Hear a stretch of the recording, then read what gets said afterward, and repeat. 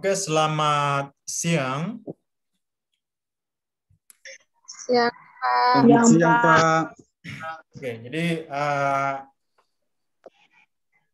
ini salah satu mata kuliah yang saya rasa penting ya untuk Anda ketahui. Sebenarnya mata kuliah ini mata kuliah baru ya. Ini angkatan kalian yang pertama kali mengikuti perkuliahan ini, yaitu pengembangan bahan ajar sosiologi.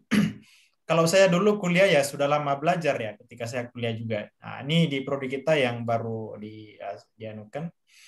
Nah, semoga kedepannya prodi kita bisa lebih fokus ke pendidikan sosiologi dan mengabaikan yang lain-lain yang sebenarnya tidak terlalu penting untuk kita pelajari. Oke, jadi ada beberapa hal sebenarnya yang saya rasa penting untuk kita kaji ya sebenarnya. Kenapa pengembangan bahan ajar itu perlu untuk kita pelajari ya. Nantinya kan Anda ini kan semuanya targetnya akan jadi guru ya. Jadi mau tidak mau pasti harus bisa mengembangkan bahan ajar. Jadi bahan ajar itu ya tentu Anda bisa jadikan sebagai sebuah materi atau materi ajar bahan ajar yang kemudian nanti diajarkan kepada siswa yang Anda hadapi. Namun karena sosiologi itu adalah di SMA, maka Anda harus berdasarkan dulu pada materi-materi yang atau biasa kita sebut sebagai silabus ya. Anda lihat dulu di silabusnya di SMA seperti apa, maka Anda bisa mengembangkan bahan ajar seperti apa. Jadi di beberapa pertemuan nanti saya mengajak Anda untuk mencari silabus. Silabus itu seperti apa? Nah, dari silabus itulah kemudian Anda nanti berangkat untuk mengembangkan sebuah materi ajar. Karena kenapa? Silabus itu kan terdiri dari beberapa materi yang akan dipelajari di semester 1, 2, 3, 4, 5, dan beberapa semester di SMA. Semuanya ada di situ, tetapi yang ada hanya materi-materi pokok saja, kemudian beberapa referensi, yang kemudian itu Anda berhak untuk mengembangkan itu ya. Jadi sebenarnya Anda lebih layak untuk mengembangkan itu daripada guru-guru sosiologi sebelumnya. Karena kenapa yang guru-guru yang ada di sekolah sekarang itu, guru-guru sosiologi, kebanyakan bukan dari pendidikan sosiologi. Mereka tidak mendalami teori tentang pendidikan, tidak mendalami teori tentang bagaimana menyusun sebuah materi ajar, maka Anda punya wewenang di situ dan Anda malah lebih bisa lebih expert daripada mereka. Oke, jadi di sini saya tunjukkan PowerPoint atau materi yang akan kita bahas selama 1 semester ya. Saya share screen dulu. Kita waktunya sekitar 30 menit saja agar kuotanya kalian tidak cepat habis. Kelihatan ya? Bisa nggak dilihat? Belum bisa, Pak. Belum muncul? Belum, Pak. Belum, Pak. Ya sudah, Pak. Sudah. Nah, itu karena pengaruh internet, makanya seperti itu. Agak berat. Memang butuh bandwidth yang tinggi ya. Oke, jadi sesuai dengan ini ya, sudah sesuai dengan di jadwalnya kan? Pengembangan bahan ajar sosiologi kan? Iya. Ini kelas B ya? Iya, Pak. Oke. Jadi sesuai dengan yang saya sampaikan tadi tentang pengembangan bahan ajar, bahwa oke, Rimaldus Maldini itu jangan tindis yang pulpennya itu, nanti kamu coret-coret ini PowerPoint. Oke, jadi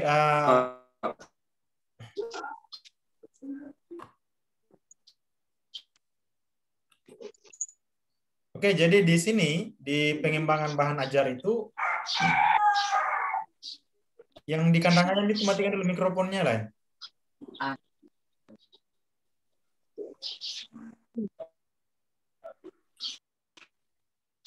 Ini beberapa orang yang baru gabung, teman kalian. Oke. Oke, jadi pada mata kuliah pengembangan bahan ajar sosiologi itu sebenarnya kita hanya nanti fokus saja pada pembelajaran di SMA ya. Jadi Anda nanti bagaimana cara membuat materi seperti apa yang akan Anda ajarkan nanti di SMA. Kenapa? Karena Anda tidak akan bisa jadi seorang guru yang baik tanpa menyusun sebuah materi ajar. Kalau seumpama hanya sekedar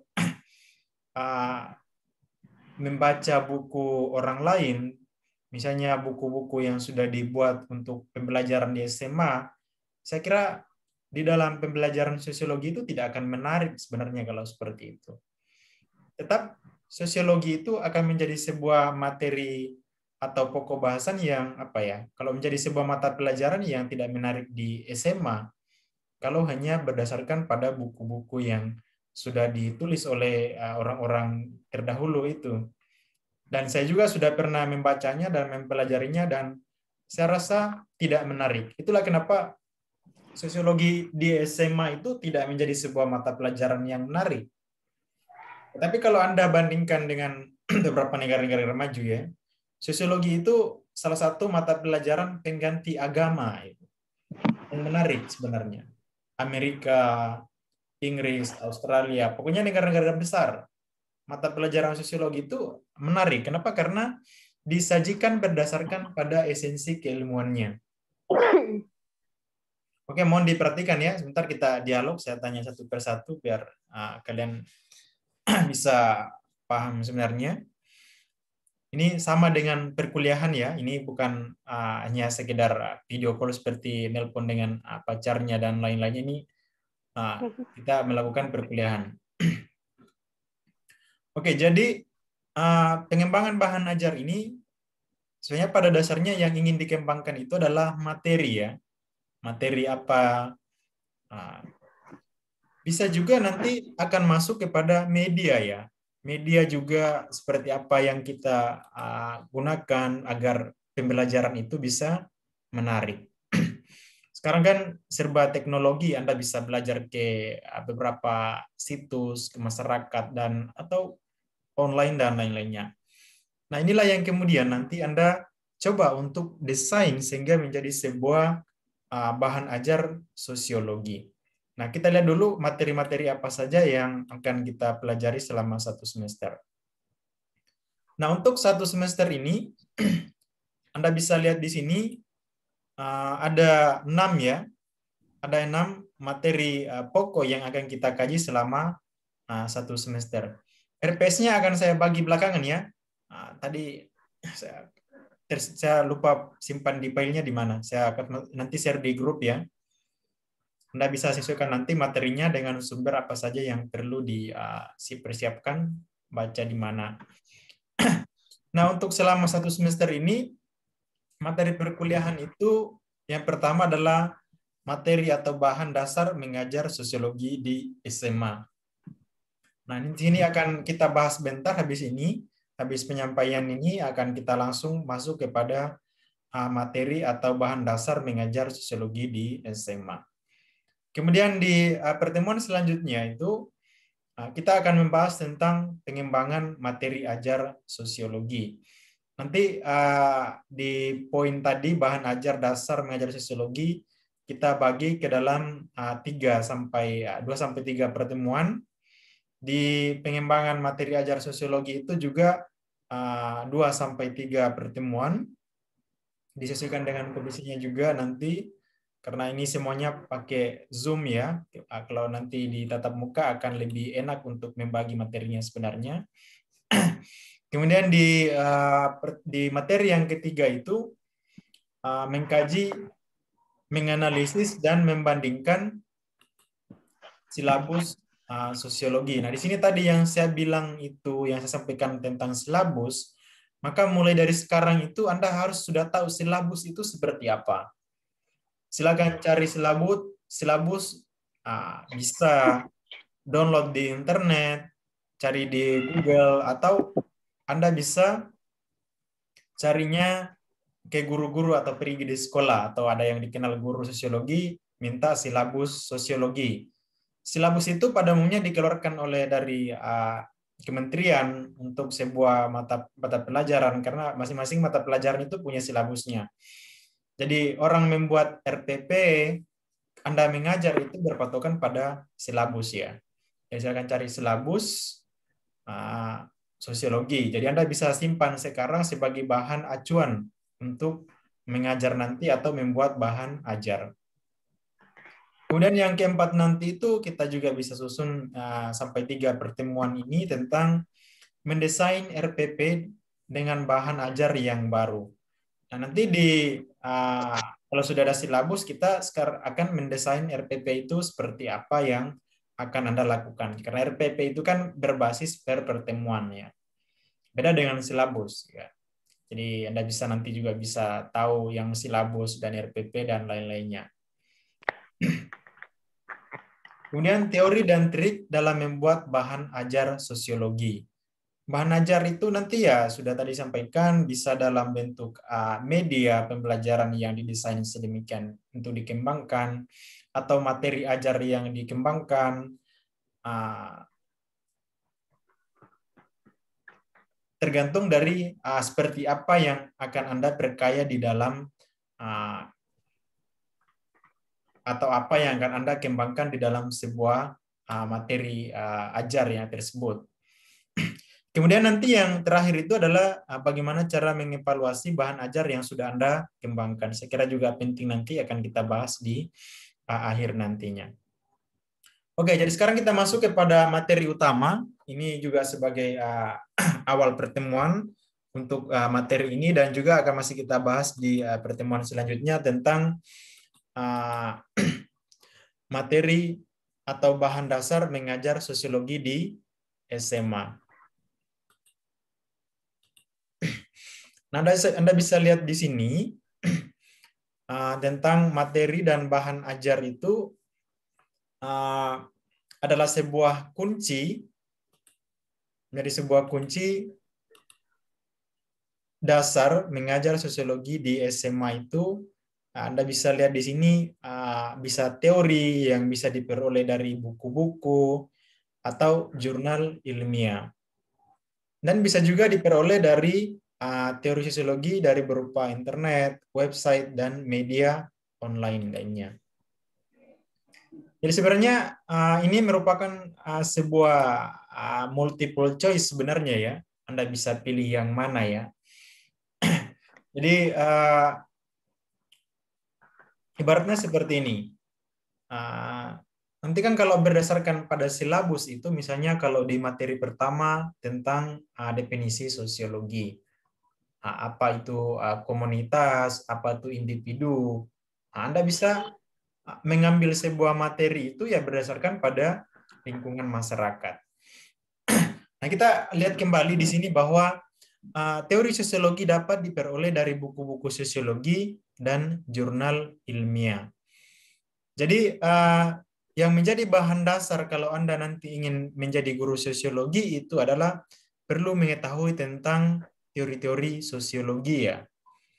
Jadi meskipun Anda pintar dalam pendidikan, apa itu pendidikan, seperti apa itu pendidikan, tetapi Anda tidak bisa mengajar sosiologi tanpa memahami konsep dasar atau teori sosiologi itu seperti apa. Makanya saya bahasakan di sini adalah kunci dasar mengajar sosiologi. Jadi kunci dasarnya itu adalah teori sosiologi itu sendiri. Apa sih sebenarnya sosiologi? Coba Anda lihat di sini, di gambar ini ya. Kita dialog saja ya.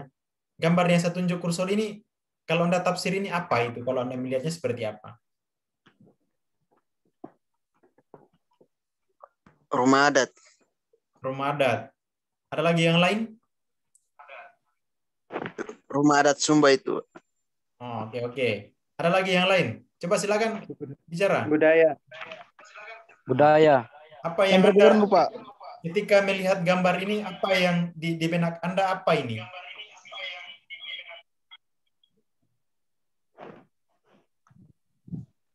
Oke. Berapa? Ada lagi yang baru ini seperti apa? Menurut ini yang ada di kursor saya nih.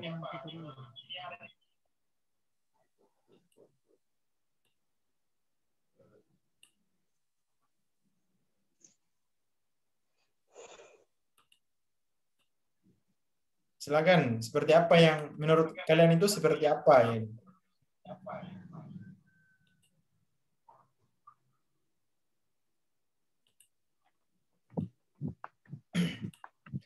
Oke, kalau gambar kedua ini apa? Yang di kursor saya ini? Tradisi. Apa ini? Tradisi. Ini yang di lihat nggak kursor saya yang bergerak-gerak ini kursor?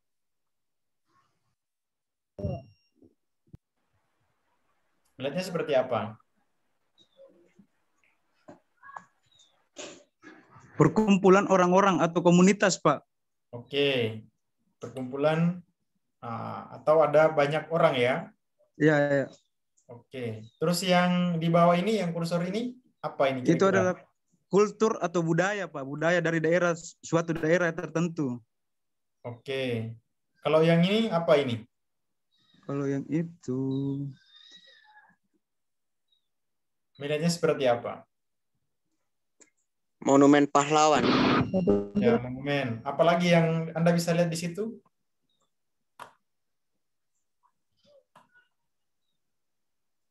Apalagi yang Anda bisa lihat?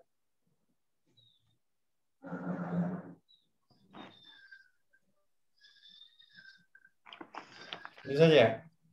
Ada apa saja yang ada di sini? Oke, yang lainnya bicara itu. Ada taman.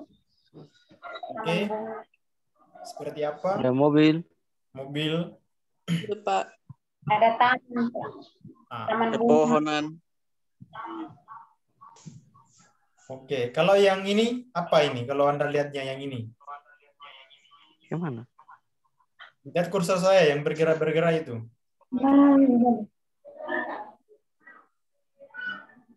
Kira-kira kalau melihat ini apa? Itu identik masyarakat perkotaan. Itu. Perkotaan. Oke. Ada lagi yang lain lihatnya seperti apa?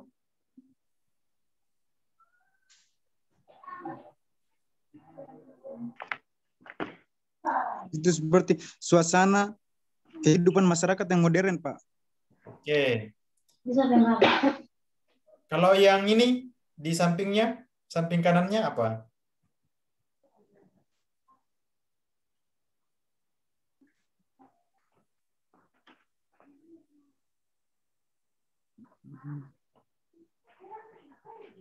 Ya, silakan. Yang di samping kanan ini seperti apa? Anda melihatnya seperti apa?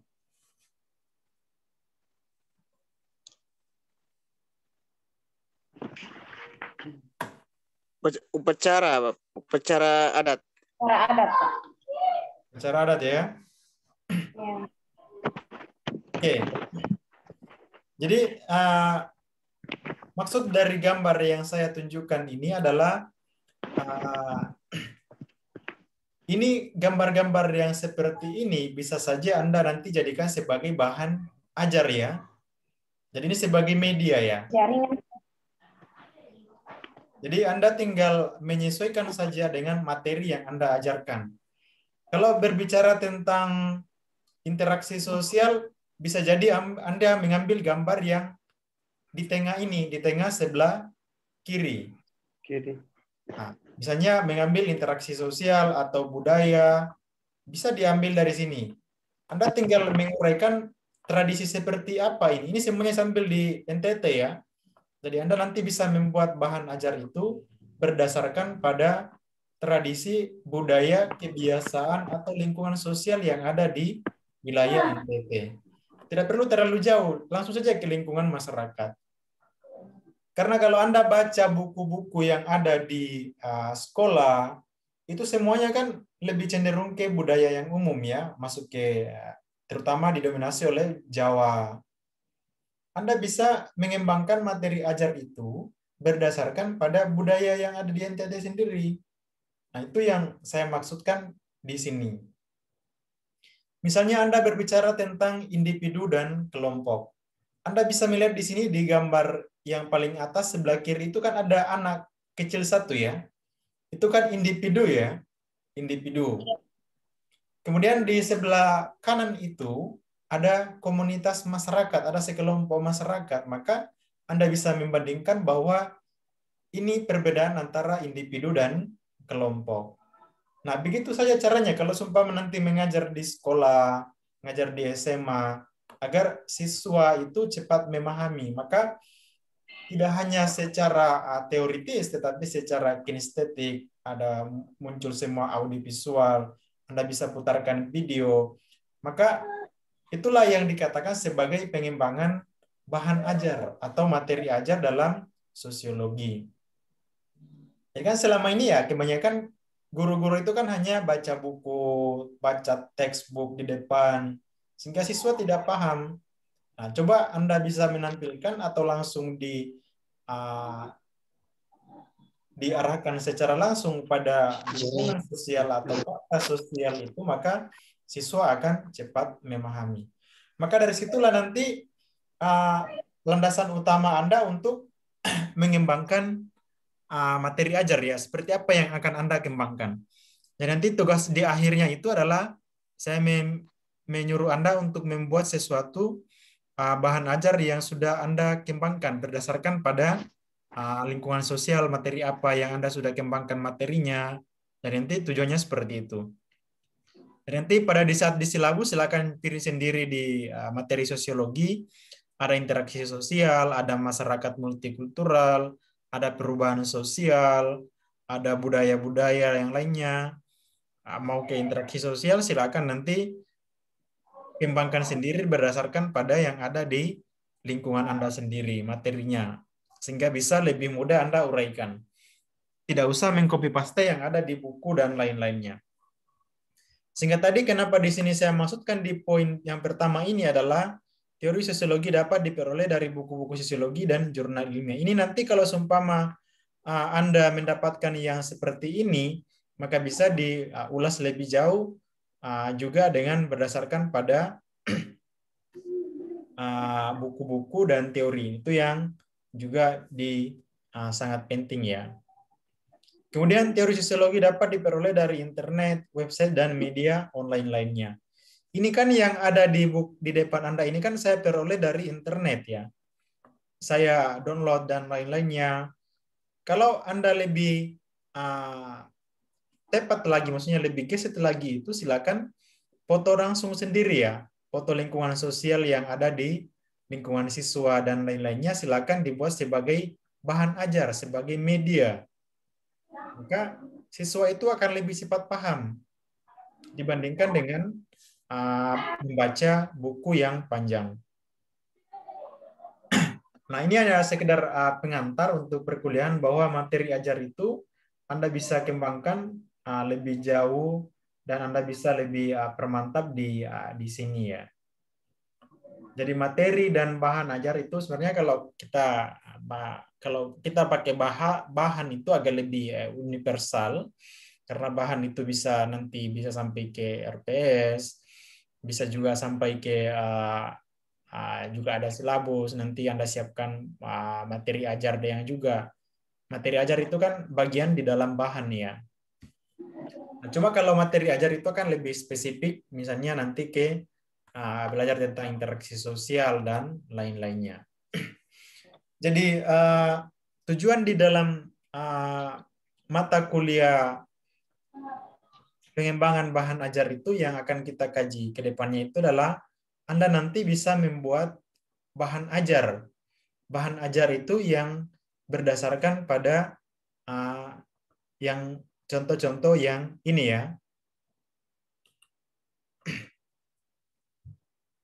Jadi nanti Anda akan diminta agar bisa untuk menyusun sebuah bahan ajar yang memang didasarkan pada lingkungan sosial siswa.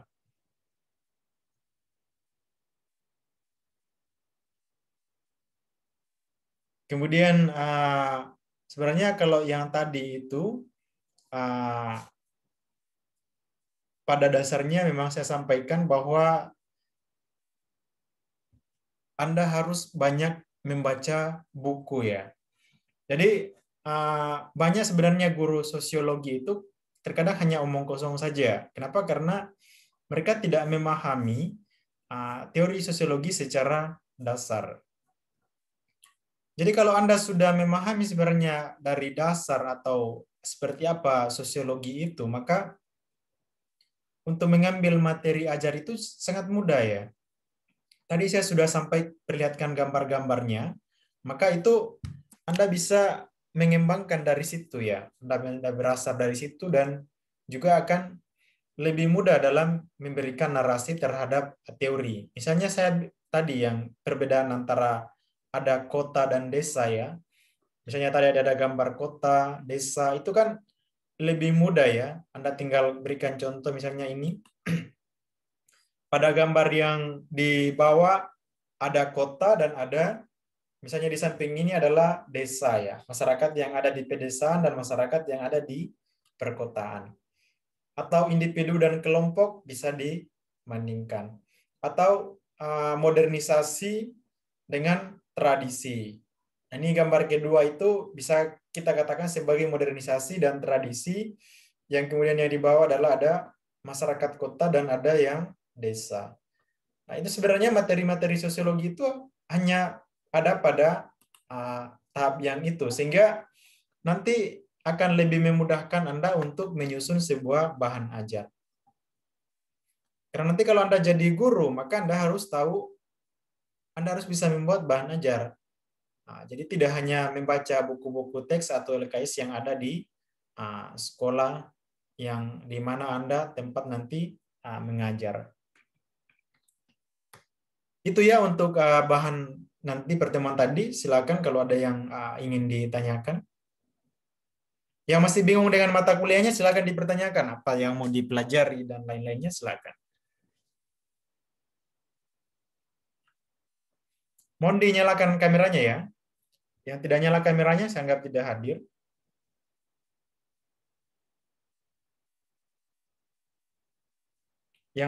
Yang matikan kameranya itu sama halnya kalau di dalam kelas, dia hanya mengisi daftar hadir, kemudian keluar dari kelas. Jadi kita hitungnya seperti itu. Jadi ini saya record ya, jadi record. Jadi nanti saya tahu mana yang memang kuliah dan mana yang tidak. Anda bisa lihat di atas itu ada muncul merah-merah di tengahnya itu tulisan record. Itu artinya saya merekamnya.